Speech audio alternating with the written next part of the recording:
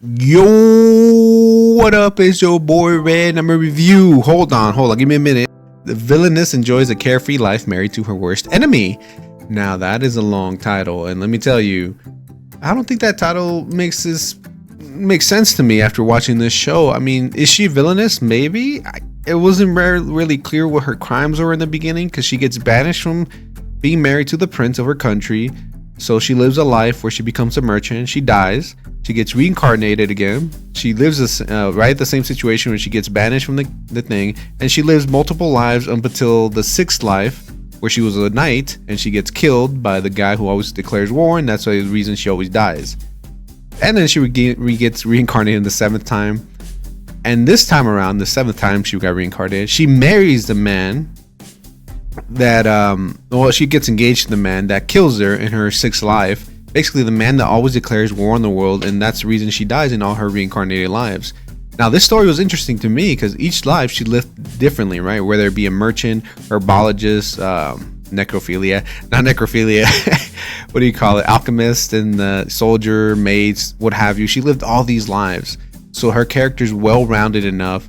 By the time she's in her 7th life, everyone's like, that's pretty weird knowledge for a noble lady, because that's what she is, to know, right? She not only knows healing magic, she loves to clean, which is odd for a noble woman. She reads, she writes, what have you. Her education level is beyond anything that anyone in her station knows.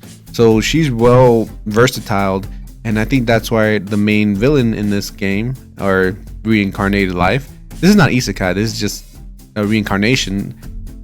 He falls in love with her and she ends up living with him. Seems like this time her 7th life is the most important one out of all of them, even though she loves all her other lives, and all the people she met in her other lives eventually come into this life. This is actually a really good show. I was surprised how good it was, interesting in it was. I read an article on this show when it was coming out, and I was like, I'll watch it eventually.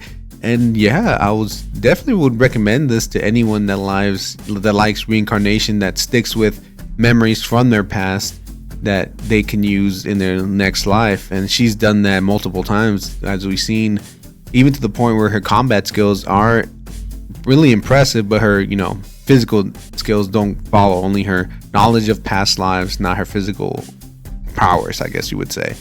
Overall, it's a great show. I really enjoyed it. Definitely will check out if they ever make a season 2 of this, though there are holes in this show and it kind of gets boring in some episodes, especially the things surrounding why the prince eventually goes to war, why he hates his brother. Those are kind of weak points in my opinion, especially the ending. I was like, okay, whatever. But with that being said, though, definitely will check out season 2 if it ever comes out.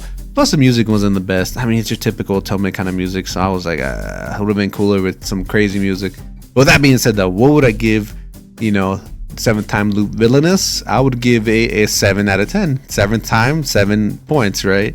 Now seriously, hopefully you guys check it out. Hit that like, hit that sub, and let me know what you guys think about this show, and I'll catch you guys on my next review. All right, peace out.